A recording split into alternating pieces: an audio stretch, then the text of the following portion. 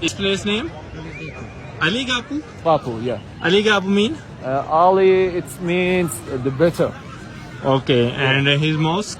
The mosque, it's called, after the revolution, it's called Imam Khomeini Mosque. इमाम Khomeini mask. भाईजान देखें यार, इधर तो रश थोड़ा है, पीछे इतना ज़्यादा रश था ना इस साइड पे जब दाखिल होते हैं यहाँ पे। ये है जी नक्शे जहां। तो दिन के टाइम आते तो कुछ और यहाँ पे हमें मिलना था, अच्छे तरीके से हम कम से कम वीडियोग्राफी तो कर लेते।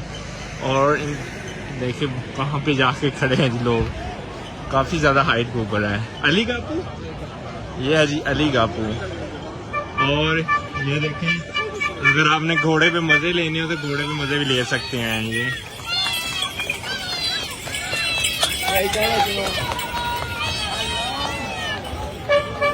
ये palm palm palm palm palm palm. मैं तो कहता हूँ शायद सारा ईरान ही यहाँ पे आया हुआ है, इतना ज्यादा रश है।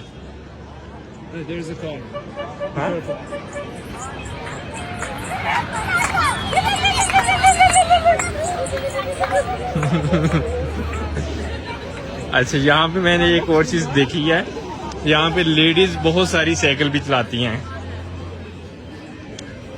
हमें पीछे से देखना पड़ता है, पीछे आपको ठोके ना कटे कोई शायद वीडियो बनाने चक्करां दे विच।